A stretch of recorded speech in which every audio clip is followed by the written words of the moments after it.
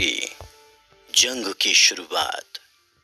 नवंबर सन 1971 में पाकिस्तान की सड़कों पर हजारों की संख्या में लोग उतर आए थे और उन सब की मांग थी कि पाकिस्तान सरकार भारत पर हमला कर दे, और वो सभी लोग क्रश इंडिया कैंपेन के बारे में बात कर रहे थे।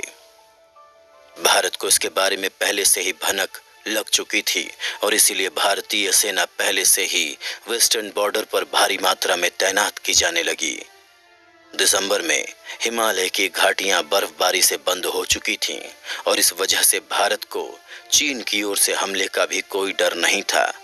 तब भारत ने तसल्ली से अपना सारा ध्यान पाकिस्तान पर लगा दिया। 23 नवंबर को पाकिस्तान के राष्ट्रपति याया खान ने देश में इमरजेंसी की घोषणा कर दी और उन्होंने देश की जनता को एक युद्ध के लिए तैयार रहने के लिए कहा।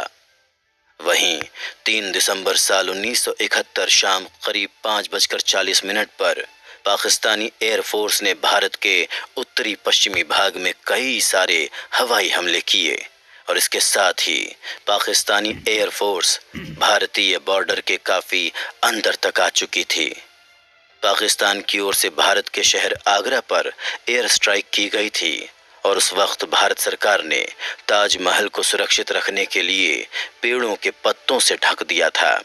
जिससे ऊपर से कोई उसकी मौजूदगी का अंदाजा न लगा सके। पाकिस्तानी एयरफोर्स के द्वारा इस हमले के बाद भारत और पाकिस्तान के बीच युद्ध अब आधिकारिक तौर पर शुरू हो चुका था, जहां 50 से भी अधिक फाइटर प्लेन भारत के ऊपर हमला कर रहे थे और इसे ऑपरेशन चंगेज खान नाम दिया गया था। पाकिस्तानी एयरफोर्स के इस हमले के बाद इंदिरा गांधी ने उसी शाम को रेडियो पर यह घोषणा की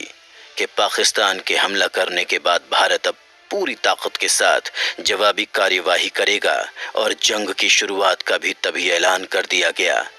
इसी के साथ इंदिरा गांधी ने हर तरफ से पाकिस्तान पर हमला करने का ऐलान भी कर दिया था और उसी रात भारतीय एयरफोर्स ने पाकिस्तान के भीतर जाकर उनके मिलिट्री बेस पर जबरदस्त बमबारी की।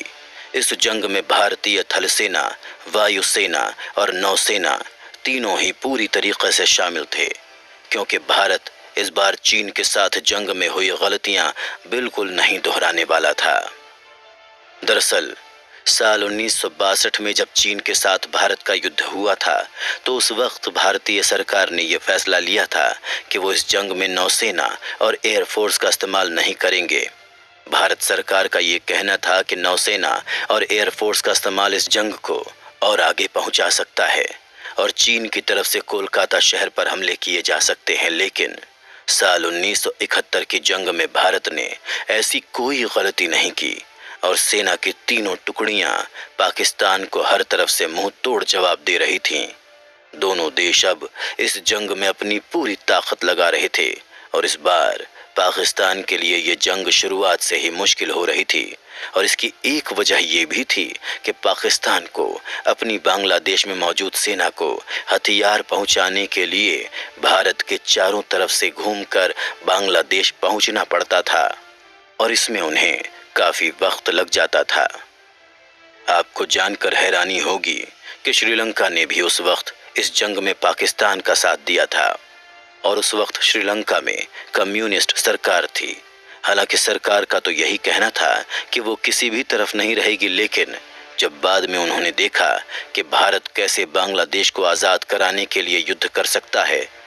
तब तो श्रीलंका को ये लगने लगा कि कहीं भविष्य में भारत उनके देश के साथ भी कुछ ऐसा ना करे और इसी डर के चलते श्रीलंका ने उस वक्त पाकिस्तान का साथ दिया।